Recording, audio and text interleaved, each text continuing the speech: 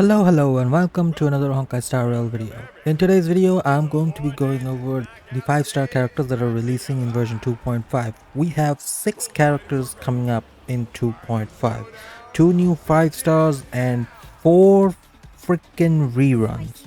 Yeah, at once.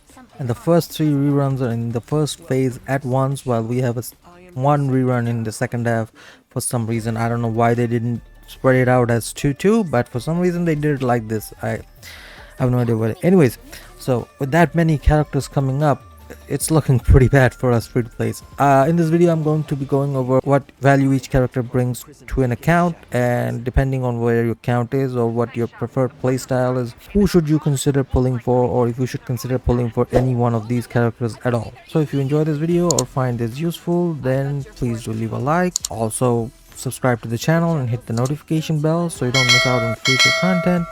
So without further ado, let's get right into it. Alright, so the first character I'm going to cover is the new 5-star Wind Hunt character Fei Xiao. Fei Xiao is a burst DPS, and her ult is similar to Acheron's, where she does not require energy but needs to gain stacks, and once you have 6 stacks you can use her ult, and she can hold up to 12 stacks, so she can hold enough stacks to be able to ult twice in a row. The way she gains stacks is when allies launch attacks. She gains 1 stack for every 2 attacks launched by your characters, including herself. She has a follow-up attack in her kit, which she uses whenever she uses a skill, and she uses a follow-up attack whenever an ally launches an attack. But that follow-up attack is limited to once per turn. Her ultimate also has 2 different modes. One deals more damage if the enemy is weakness broken, while the other deals more damage if the enemy isn't weakness broken. She is going to be a very strong DPS, but she wants teammates who will attack a bunch of times, and the best way to do so currently in the game is through follow-up attacks. So she will be very good in follow-up attack teams. She can work outside of follow-up attack teams, but it won't be the best way to use her, and she will lose out on a lot of damage. So her best team comps will be follow-up attack team comps, and her best support is of course going to be Robin. Alright, so the next character I'm going to go over is Robin. Robin is a 5-star physical harmony character and is one of the most powerful supports in the game currently. She is geared towards follow-up attack characters and is the best support for follow-up teams. However, she is also very flexible and can fit into almost any team comps except maybe break teams. But other than that, in almost every other team comp, she is one of the best supports you can use. Like I said, her part of her kit is geared towards follow-up attacks specifically, so if you use her outside of follow-up attack teams, you will miss out on part of her kit. But even then, she does have a lot of value for any other team you may put her in. She provides damage bonus and attack bonus to the entire team, and she also provides 100% action advance forward to your entire team whenever she ults, which is pretty nuts if you ask me. Also, after she ults and goes into the special state, whenever an ally attacks, Robin also deals extra damage alongside that attack. And that damage, while not like super high, but it's also not low, it's pretty significant and it adds up. It allows your supports and sustains to even do like 15-20k damage with a basic attack. So I wouldn't say it's negligible, it's pretty significant. So she is very strong. She is, like I said, is one of the strongest supports in the game currently and pretty much usable on almost any team comps. And she is of course the best support and in my opinion a must-have if you want to use Fei Xiao.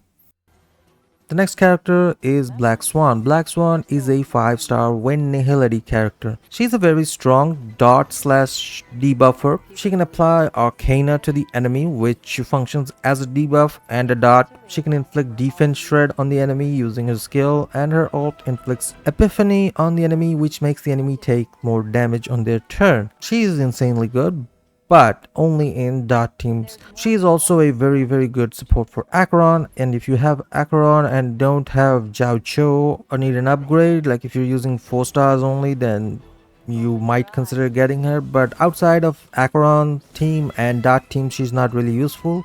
So yeah, she is a must-have for dot comps, and you could use her as a support for Acheron, but if you pull Zhao Cho, then I wouldn't say she's really necessary. You can get away with using Zhao Cho and Pella, or if you have E2 Acheron, then you just use one Nihility and one Harmony. So her value isn't that great unless you're going all in on making a dot team.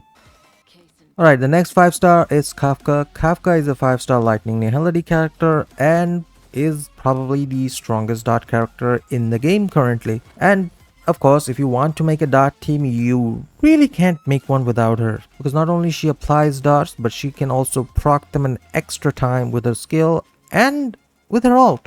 But unfortunately, she is only limited to dot comps, so unless you're going for a full-on dot comp, you don't really need her. But if you do want to build a dot team, then she is absolutely necessary, and there is literally no dot team without her at the moment in the game. She can also be used in dot Charon teams, but I would argue Pella probably serves a better role than her in an Acheron team. These 4 characters are all coming in the first half. Now we move on to the second half, where we have 2 more 5 stars coming: Lingsha and Topaz. So let's start with the first one, the brand new 5-star Lingsha. Lingsha is a 5-star fire abundance character. Right off the bat, I can tell you she is like a 5-star version of Gallagher. Lingsha's skill deals AoE damage and summons Fu Yuan, who is basically like Numbi. Yuan stays in the action order and has a fixed base speed. Lingsha can bring Fu Yuan forward by using her skill. When it's time for Fu Yuan to act, she will deal AoE damage to the enemies, provide AoE healing to your allies, as well as dispel 1 debuff from your entire team. Her ult deals AoE damage to all enemies and heals all allies. It also inflicts Befog on all enemies, which is a break vulnerability debuff, making the enemies take more break damage. So with her summon as well as her ult, she does have access to emergency heals as well as emergency cleanse with the summon. So that is pretty good for a sustain.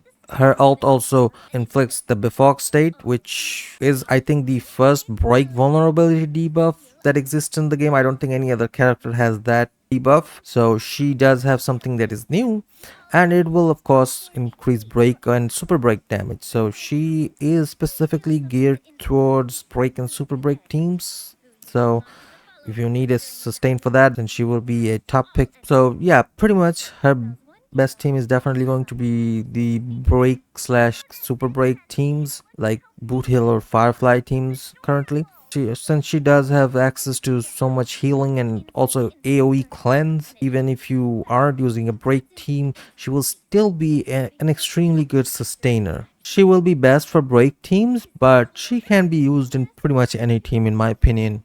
Alright, the last character is going to be Topaz, who's having a rerun in the second phase of version 2.5. Topaz is a 5-star fire hunt character and is currently one of, if not the best, support / sub DPS for follow-up attack teams. She basically has Numbi, who goes a bunch of times, attacks, and those count as follow-up attacks. Her basic attack and her skill all count as follow-up attacks, and whenever an ally uses follow-up attacks, including Topaz herself, Numbi's action is advanced forward a little bit. So with Numbi, she does do a lot of follow-up attacks. Also, she inflicts something called Proof of Death on the enemy, which is basically a follow-up attack vulnerability debuff that makes the enemy that has the Proof of Death take more damage from follow-up attacks only, which is why she is very good for follow-up attack teams. But the only problems with her is that she is very niche and only useful in follow-up attack teams.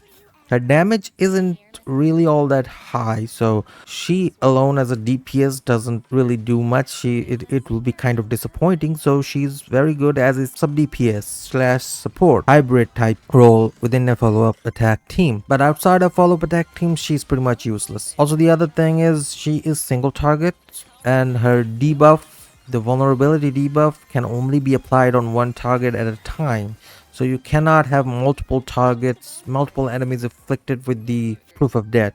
if you can use a skill to change the target of proof of death, but when you change the target also proof of death does not expire and it is unremovable. As she is one of the best sub DPS characters for follow-up teams, she will of course be one of the best teammates for Fei Xiao as well. If you are looking to make like the optimal team comp for Fei Xiao, then yeah, you might consider picking her up if you don't already have her. But yeah, like I said, she is only good in follow-up attack teams and no other teams whatsoever. So she is very, very restricted in terms of team comps. So yeah, that's pretty much it. In my opinion, out of the characters, I would say Robin has the most value for any and all account, and if you don't have Robin, you should definitely consider pulling her first. Then I would say if you are looking for a DPS, Fei Xiao is definitely a good choice. Topaz is good if you want to strengthen your follow-up teams and you don't have her, then you could consider getting her after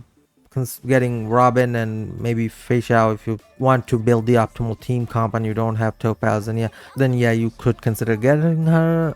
But I would say Fei Xiao would probably be a better option over Topaz, because Fei Xiao is just a broken DPS and you can use her with March and or Moza to achieve the same goal. Whereas Topaz can only serve as a sub DPS and you need another follow-up DPS in order for her to be good. And Lingsha is a sustain, so the general rule applies. If you need a sustain, get her. If you have two sustains that can keep you alive in endgame, then you don't need her. And as for Kafka and Black Swan, those two are only good if you want to go all in on a Dart team. But like I said, Dart is on the weaker side right now, so I would not recommend them over the other characters first. So to me, those two have probably the lowest value. So yeah, in short, Robin is most valuable, followed by Fei Xiao, followed by Topaz, and then Lingsha is valuable if you need a sustain, otherwise she's skippable. And Black Swan and Kafka, in my opinion, are